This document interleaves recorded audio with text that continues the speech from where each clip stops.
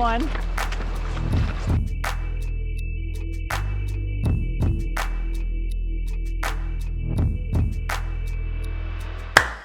Hey friends, it's Ashley Nicole Lewis with Badass Outdoors. Winter steelheading can be a little bit intimidating, especially if you're new at it. Where do you go? What do you use? Run timings? There's a lot to make sense of. So I thought I would show you some of the tools that you can use yourself without having somebody show you. A lot of us have mentors, but a lot of us don't too.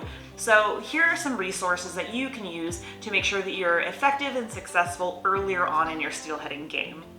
If you're really new to steelheading, I recommend that you get a book that's kind of like this one.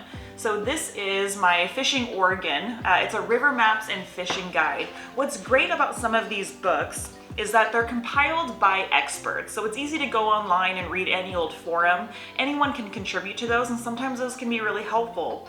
These are a lot of authorities of steelheading that kind of make up the information in this book. It shows us everything from where boat launches are, where access points are, the best times of the year to go fishing, the right techniques to use, and so much more information. And you can use this to, book lodges. It gives all sorts of information that you may or may not have thought about when you decided that you were going to go on a steelhead fishing trip. Moving on from that, there are a lot of great internet sources that can help you.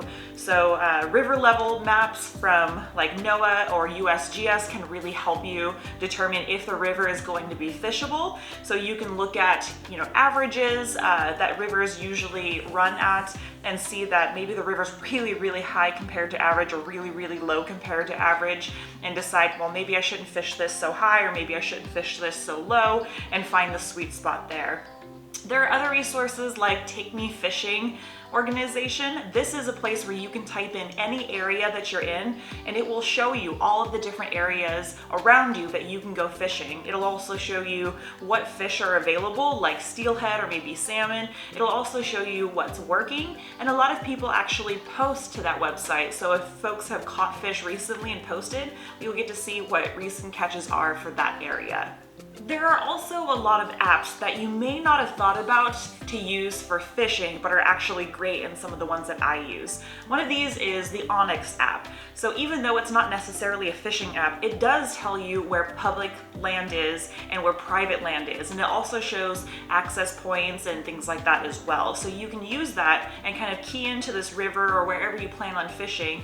You can kind of zoom into this area and determine where you can go and where you can't go, because figuring out access points is really kind of one of the more important parts of figuring out a new river system that you're fishing. Another app that I use is the River Data app. It's a red app and it has a little water drop on it. That's the one that I use to see tidal zones and tide tables. If you are fishing estuaries or tidal zones, this can be really helpful for you. It also shows you river level at the same time and gives you forecast as well, because in the wintertime it could be really stormy and plenty of winter weather warnings go into effect, and you'll want to know if you're headed into a storm to go on your fishing day or not. So those are some of the apps and some of the resources that I recommend and use very often. Using all of these things are really helpful, but don't be afraid to stop by your local bait shop and ask folks there to help you too. With all of these bits of information and all of these resources, I'm confident that you can put together a great fishing day, and you'll learn a lot in the process. I hope this helps, and happy fishing.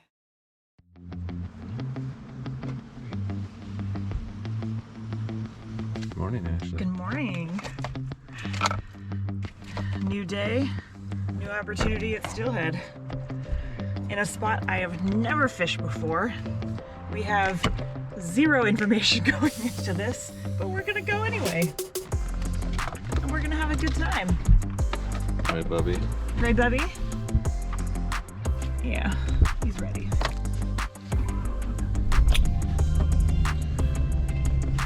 Sunrise is in 2 hours, but we're going. Here we go. Why are we going? Because we love sitting on a cold river hours before daylight. Because we're going to a very, very popular river. I think, yes. I think. Never been here before. We don't know. Actually know. But we know. very secret river today, as you can tell by the drift boat sitting. Redacted. I was gonna say it rhymes with Redacted. It rhymes with Redacted. You're a jerk. What you're doing is not right. Ashley's too sleepy to go fishing. Is Ryan here to shut the door? Please. Asking nicely. It's 7:15, 7:16. It is not. Your truck clock is fast.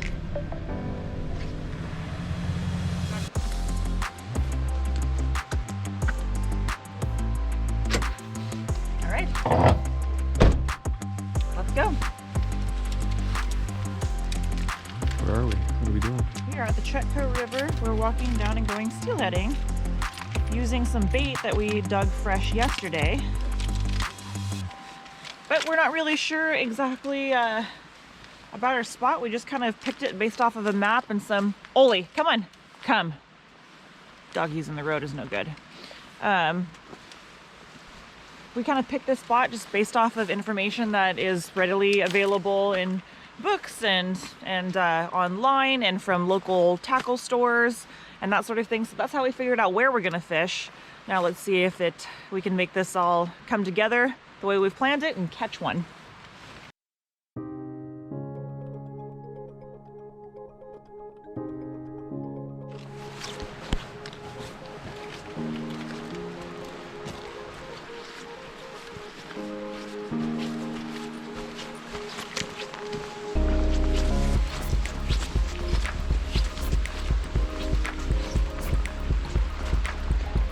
First impressions?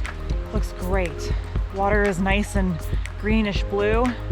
Not too fast. I can already see a seam where I want to throw a cast. But I think my plan is to start at the very top, work my way down to the bottom. Ah, beautiful. I'm really excited for this. This looks great. I couldn't ask for better water right now. All right, let's take the quiver and go. I've told myself for years that as soon as these extra tufts give out, I'm gonna buy another pair of extra tufts, but like a colored pair or something. They just never give out. That was about 7 years ago. Do you hear that, extra tough? They are not a sponsor of Badass Outdoors. That was free.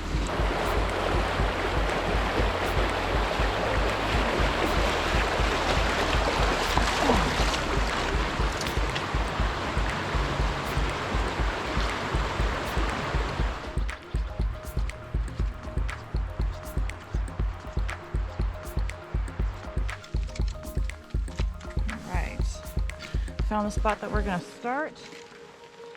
Make a few casts here. Get some gear set up. Start working our way down. Cover some water today. That's the plan.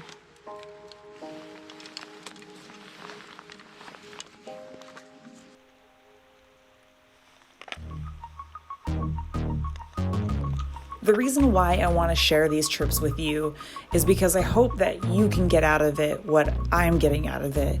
You see, I desperately needed this trip. I just started my PhD in the fall.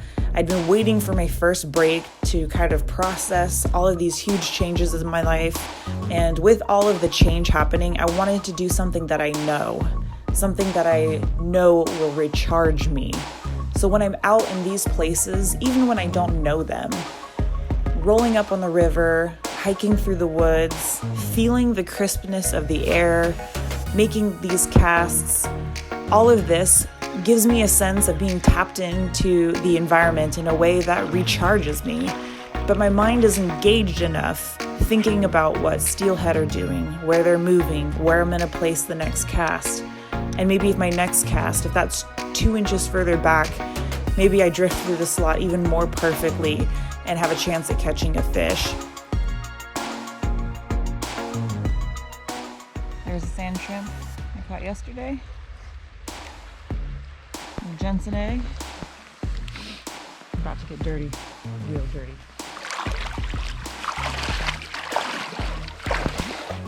This fish won't know what him, but it'll be me. I hit it.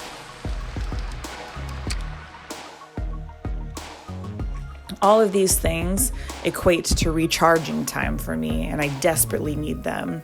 And I share them with you because I think it's the way to pay forward what the outdoors has given me, that opportunity and that privilege for respite. And I hope that you find that too. We all need different things to recharge.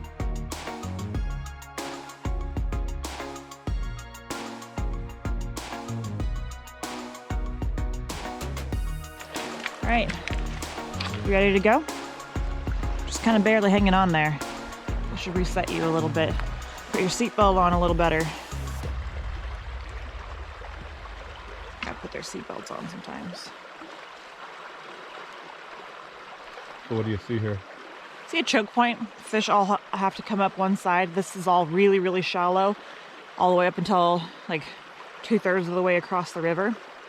So fish don't come up really, really shallow stuff like this. Usually they're gonna stay hidden and be all along the backside.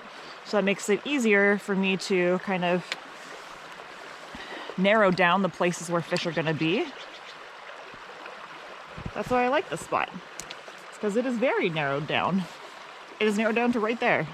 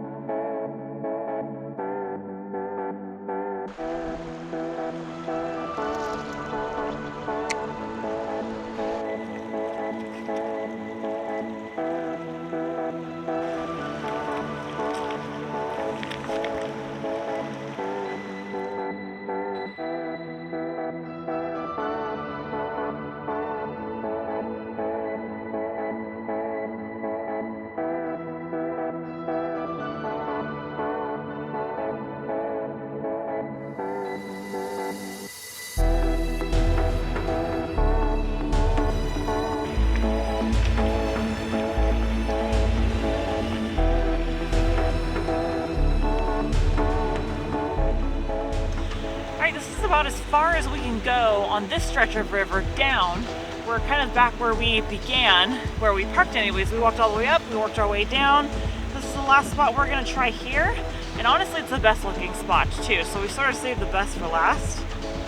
And then if we don't get any love here, we're gonna drive off to a different spot and keep exploring. I mean, so far we've seen eagles, we have a beautiful river. I mean, this has already been like so much fun to get out and explore this stuff. But hopefully we can get a fish to top it off as well. Hi, any luck? How's it going? Just a bite. Just a bite? Awesome. Here's one, yeah. Nice. When we first got going. How about you guys? Nothing yet. Good luck. Thanks, you too.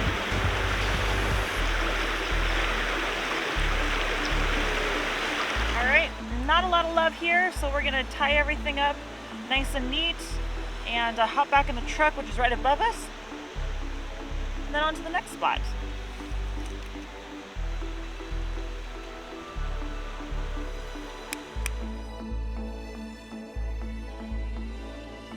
Found a nice cool bar, so I'm just rigging up my rods and I'm just gonna do a quick work through this Bender River and see if we can't find fish. Again, I'm just on like a mission to find fish, like so move, cast, move, and I'm gonna keep going until we find them. I knew this spot looked really good. It was just a matter of time before we were gonna get hooked up on fish.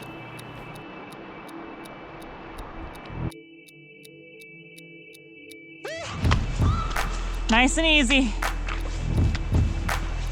And Matt's hooked up on a fish. But first, let's talk a little bit about how you can hook them on a spinner.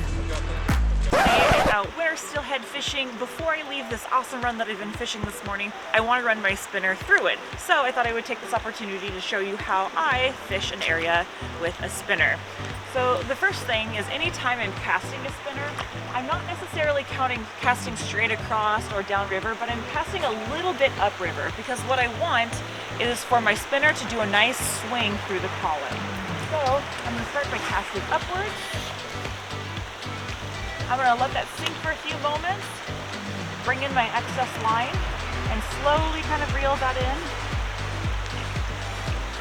And once my line gets about straight out from me, I'm almost gonna stop reeling entirely because I can see my rod tip's working right now. The spinner is working against the current, it's pulling up. So I really don't need to be reeling on it much at all. I can see my rod tip moving, that's nicely working. So that felt suspicious. Maybe a little hit there, a little fishy wanting to play. Passing back upriver a little bit, like 30 degrees upriver, 45 degrees, not quite that, but a little bit upriver, letting it sink.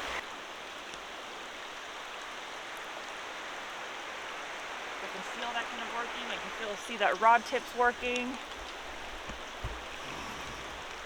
And I swing it all the way over, and then I can cast again.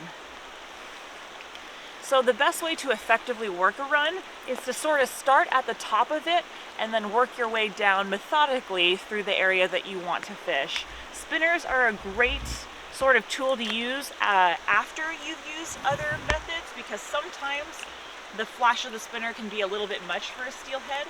So I usually opt to use spinners as my last resort, or spoons as a last resort before I leave a place.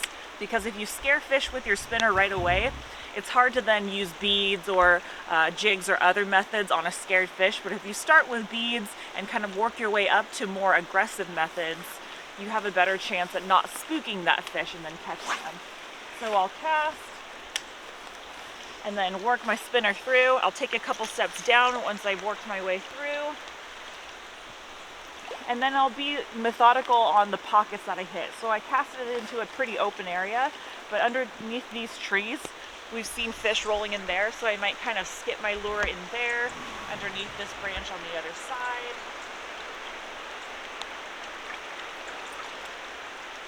Lots of these places. Some of the most important things are to get a good spinner color for the water that you're using. So I'm using a nice bright pink because I have murky water with me right now. Another great tip is to make sure that you're swinging your spinner through the water. You're not casting straight up or straight down, but a nice swing through the water works really, really well. And the final thing is to methodically work your way through a hole. Make a couple of casts, but if you're not getting anything, then take a step down and start working your way through an area. I hope these tips help, and we'll see you for the next video.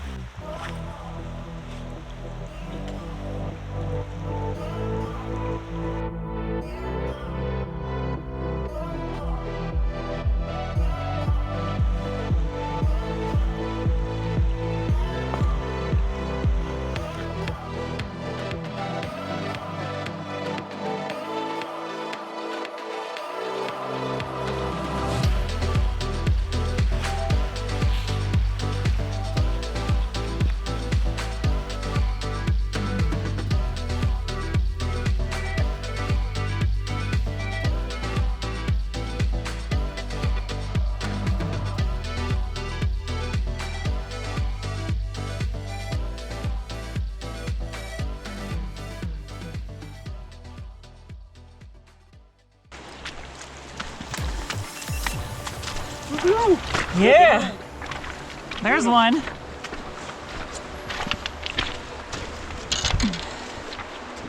feel like you can bank him? Start turning his head in this way. Just walk him to the bank.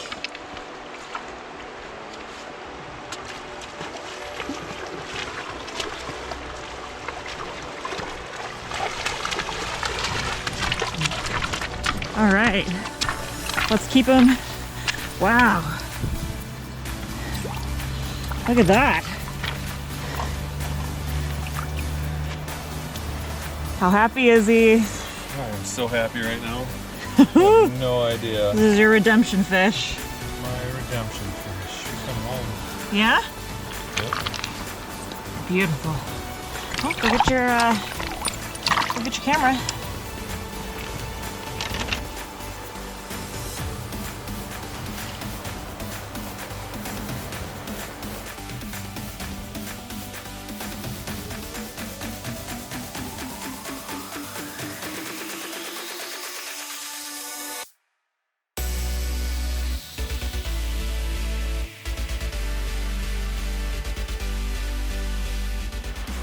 So we came down to this bar, and there were a couple guys, a couple drift boats that had just put in, so we came up to this little ripple above them, Ashley kind of worked through here, and I followed her with the bead on a bobber dog and rig, and I hooked one and lost it.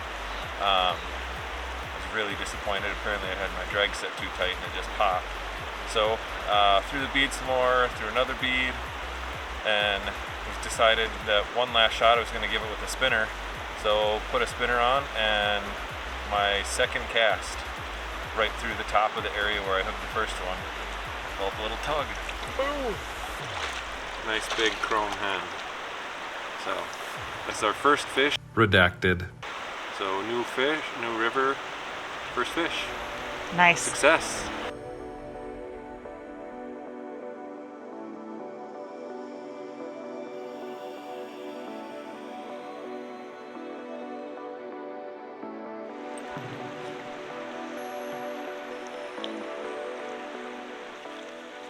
So we're about to leave this spot and head on to one final spot that we want to check out for the day. Really glad that we hooked 2 fish, brought one to the bank, so our day is made and we're happy fishing this new river to us. And we're gonna go explore a little bit more before we start losing daylight and call it a day. We were so excited to have some success on a river that we had never fished before, using just resources available to anyone and everyone that would want to go fishing. And we even got a little bit of a treat from nature on our way out.